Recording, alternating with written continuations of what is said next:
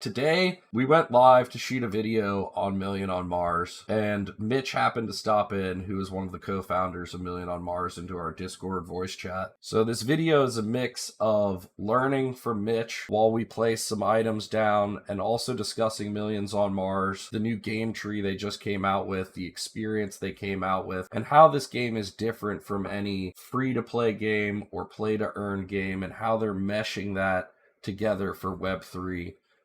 And I think it was a really unique stream and video that we got to make here while we were able to place some buildings down, learn about the new library and training hall, as well as advance ourselves past our basic game trees of just doing power cell loops and melting ice for water and making soil.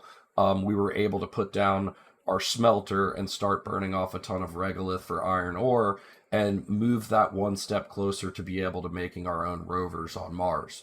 And I think that's important that we're able to go down this game tree, really kind of grow when it comes to scavenging and experience, and get ahead as we move further. I was talking with some friends, and I think it's very important to kind of get in early on a game like this and progress as they're dropping things. So I think that's really important, and I can see how Million on Mars is really building the foundation first of the economics, and the game is growing out and progressing with it. And I'm having a lot of fun with it as we go. There was a little bit of challenges with the new update, a little bit of lag, but that is what it is, and it all gets fixed over time, and I'm excited to see where we go. So let's get right into it. I honestly love the new update here, with this new jobs market. Explain it to me. Click the jobs button and then you pick a category. You're basically telling it, this is how much I want per stamina in Dusk, and this is how much stamina I want to spend to get that.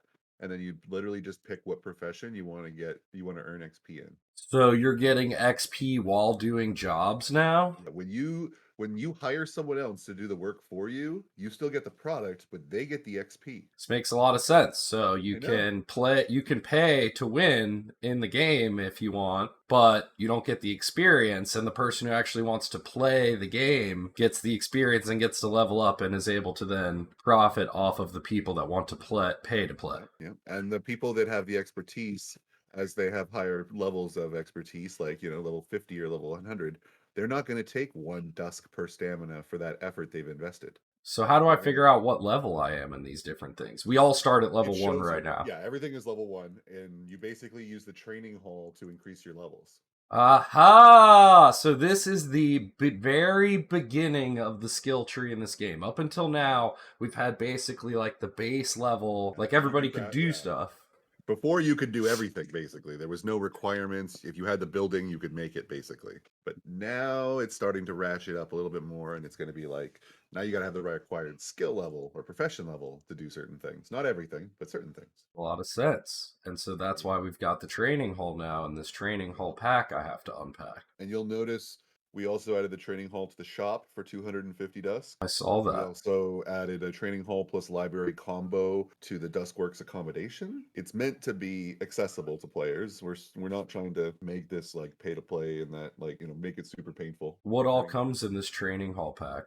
Just multiples of the same blueprint that you can deposit, because you'll need a lot of it. You'll need like 60 to get to level 10, and unlike other buildings, you can only do one training at a time. So there's like a special like item flag that basically, like, every time you start to train a skill, it uses that item, so you can't train another skill at the same time, and then you'll get it back when your training completes. Oh, okay. So you really need to pick the skills that you want to train on. Is there a way to have multiple training halls to train multiple skills, or you know? You not concurrently, but you can train multiple skills in the same training hall, like it just one at a time in sequential order. Right. So So like, you couldn't gamify that by buying a second training hall and running one skill in one in another. correct. Yeah, the benefit of having multiple training halls is when you have renting, because then other players will pay a premium to use your high level training halls, because they're going to be in demand, but not as crazy in demand as some other buildings. So they're going to have a different purpose, but it's going to feel good. Ah, I very I interesting. am I imagine you could rent out a level 10 training hall and make a pretty good amount of money from it, because you're charging just like the hourly dusk for using the building, but people that want to train their skills will pay a premium for that if they don't have the building. And if they don't want to waste the space, then they'll pay to use someone else's. Right.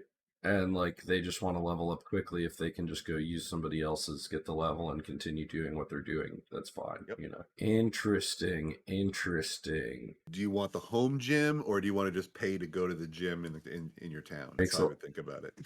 makes a lot of sense. No, that makes total sense. Shoot, let's open this training pack. I need to deposit it before I can open. No, I need to unpack it. Whoa, what do we get here? All right, we got a training hall. Did I get 2 training halls? Yep, the small pack has 2, the big one has 5. Oh, so I automatically get 2 off the rip, but I only need 1, and 1 I'll be able to rent out to other players. Yeah, but it'll only be level 1 though. You need to like dismantle a bunch of your extras so that they can be turned into shards and upgraded. Oh, so I'll have to upgrade the training hall that I want to rent out as well. Because at level 1, it can only train skills to level 20. So every level you upgrade the building, it's another 20 levels of progression that people can do. Now, if I upgrade my training hall, can level 1 people still train there? Like, it just increases the height that level hall can do, but it doesn't, like, stop a lower level person from being able to use it. Just raises the ceiling, not the floor. And we're making improvements to the library so it doesn't quite have those like painful recipe recipe searching moments that people are having to deal with right now. So you'll earn research credits as you do research in the library, and you'll be able to spend those research credits on recipes that you don't have unlocked yet. Another question with the updates, this inbox, I collected my power cells out of there. Is that going to be something I can collect, like, from my buildings out of there in the future, or was that just because of the update? Yeah, we basically had to finish every in-progress work order and send them to everyone's inbox and send them the fees, send them the products, all those things, because the job system just changed so much. We couldn't keep existing jobs that were in the funnel like available. Awesome. I mean, dude, this update is massive. Oh yeah, it's the biggest update we put out in 4 months. This job update is sweet. Like, no more fighting for jobs anymore. I mean, it really shows the progression. I was just saying to somebody earlier before we fired up the stream that, like, we're so early right now. And, like, I was discussing with somebody, like, how difficult it was to kind of, like, understand the game right now. But I was like, dude, the game tree is just turning on right now. Imagine trying to learn this game 6 months from now when there's so much more built out, and like how much further ahead of everybody we are learning it now and like progressing with the updates than so like a new player like and I like that type of stuff. We were discussing like New World, like when you join New World and you're playing on your own, there's just so much you have to learn it for first, and you're like so far behind the guy who's like level 60 and like put in all the hours and can just like hand walk you around town and show you where every building is and all the stuff you need to do. You know what I mean? Oh yeah. So it's kind of nice to know like all of us are on a level playing field right now with Million on Mars, because like we're rolling out with the updates. You know what I mean? Yep.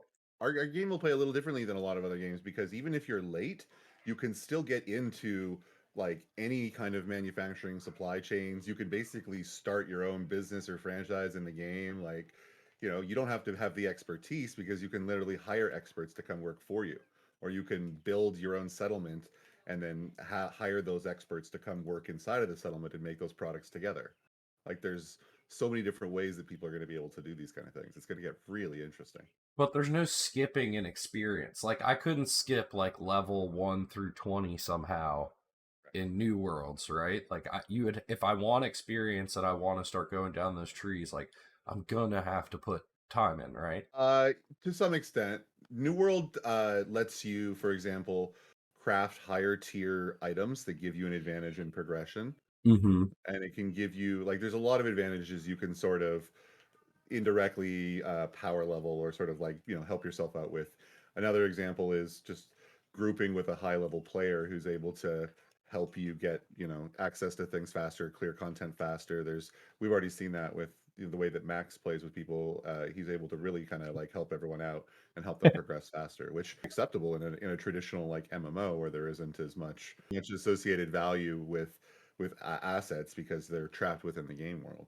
Right, and then in Millions on Mars, that's what I'm trying to say. Like, so like if somebody, there's no real like power leveling on No. experience. Like you could buy and get to the rover and get to like mining different stuff and doing stuff and like have that fun with job orders, but you will still need to experience yourself to be Yep. able to do the work.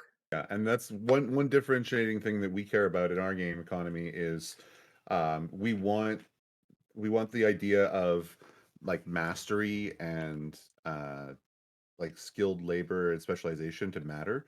So, the one thing that we don't allow is the idea of multi-accounting, because if you sort of quit the game or you churn out, the progression experience you earn should die with you effectively, so that there's a need for your specialization that has to be filled by somebody else. So things, labor and specialization never get commoditized. I'm excited to play with these new buildings and get them put down. And we'll put leaderboards up for everyone based on their skill levels, of course, their profession levels. Progression tree, and not see how you're ranked to everybody else. All right, so I need to put some land down. I have a land deed. How do I use my land deed? If you have a land deed, you just go find an empty plot and claim it. We just added a new DTM that has like 700 plots. It's like a giant crater. All right, so I click on Arabia. Sorry, none of these maps here have any available plots. We got that. Fun fact, the lighter color of the terrain on Mars, the more likely to contain water because it's clay. Oh, I didn't know that. That is a fun fact. MC11 has lots of room. MC19's got 400. MC11. Here we go. Nice. Proposed landing site in Martha Vallis. Western Martha Vallis Fasilicates. Strat with interesting geometry exposed. I feel like I want to go to the landing site. Interesting do we want to go risky with the interesting geometry exposed? Does any of this matter? Or is this just like a real map of Mars and these are like the depictions of the spot? Real map of Mars, real descriptions made by the high-rise team at the University of Arizona that Really? does the analysis work. Correct. Dude, that's actually kind of sick. Yeah, they take rover data and satellite imagery and do analysis work on the different like quadrants and different areas, and then they come up with like titles and names and things like that, and we use most of those things. What? Dude, that's really cool to note. Yeah. We use like the real topographical data. We use the real height map data. So like your medallion that has that color, like that's actually colored based on the like height of the terrain on your actual plot.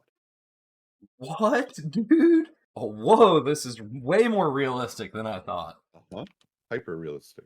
Yeah, wow. You should see the fidelity comparisons we've got from our Steam game. Like you can stand them up 1-to-1 against actual rover photography, and they look very comparable. Dude. Okay, so does this matter in game, though, where I pick? It will over time. There will be things like weather effects. There might be resource bonuses depending on which regions or MCs you're in. There'll be things like that over time, just not right now.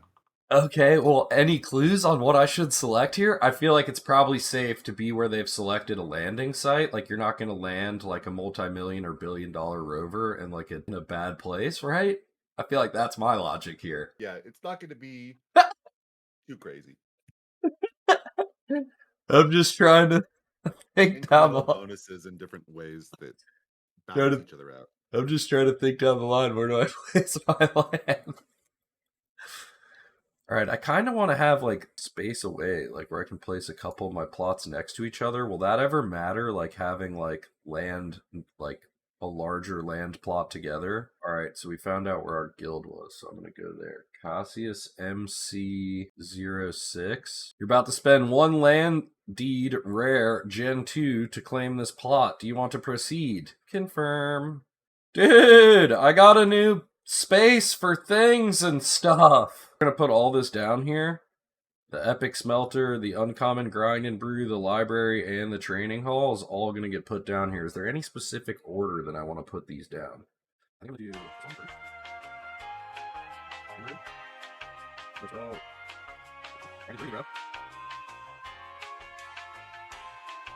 grind and brew, training hall, library. Let's go. Let's take a look at the smelter. All right, what I like about the smelter is when I look at my inventory from scavenging, I'm getting so much regolith, and I need something to do with this regolith, and I was told the smelter is the way. So this is the new training hall available in Millions on Mars. This just dropped yesterday. I'm currently training scavenging.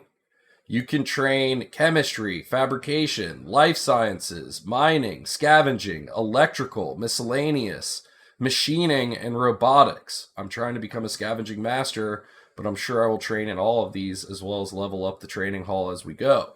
The grind and brew. This is a building we needed to advance how we get our stamina as well as more profitable production. In the grind and brew, you're able to grind coffee beans that have been fermented in your CAD and then brew coffee that you're able to drink for more stamina. We also got a smelter because we had a lot of regolith in our inventory from all the scavenging we were doing. We built up a lot of regolith. We had 1,738 regolith, and just making soil for our greenhouse did not work. So we needed another way to burn off that regolith, and the smelter is the way to do that, smelting aluminum, copper, iron, glass, steel, or titanium.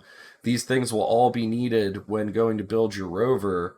I believe we're going to power up this building right now, and we might as well smelt some iron ore that we're going to need. Let's go ahead and give this bad boy some power and smelt some iron. Takes a lot of power to smelt iron. Wow, we're going to use all that. Our training hall is already complete. Level 1 already complete. I'm sure this takes longer and longer as we go. Let's see if we can do another one here in a moment. 8 hours to smelt the iron. Love to see that. Let's check our inventory.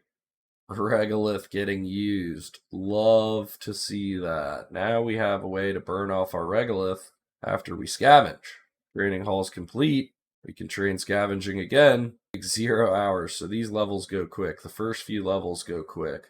Alright, so in the library here, the library is a new building we were able to place down. It is level 1, and in the library you can study chemistry, fabrication, machining, aerology, freshman research paper, graduate research paper, Martian waste management study, advanced seed study, electronics 101, artisan bamboo studies, exotic metis weave research, Martian HVAC research, senior research paper, robotics 101, basic seed study, expert seed study. This is pretty intense. I need to look into this because I'm not able to do any of it. I probably want to start with like what? Freshman research paper, power, paper, bizarre coin. That's what we need. That's probably where we're going to need to start. It takes 48 hours to complete. Woo-wee! The library is going to take some time. Looking through the shop, there are a lot to this update. There's profession research now. There's tools. There's a lot more tools that can be used in the game for all the different professions. Excited to get my tool for more scavenging. To overall summarize the Million on Mars update, I really like the new buildings in the game tree that we're going down. I'm excited that I get to become a master scavenger in the training hall in the library. I like the new added buildings. The new jobs market is amazing and how that's going to work in the future. I'm also really excited to see how the game tree progresses going down all the different training hall and library paths. Like, comment, and subscribe if you'd like to see more of these Million on Mars videos, maybe some more interviews with Mitch.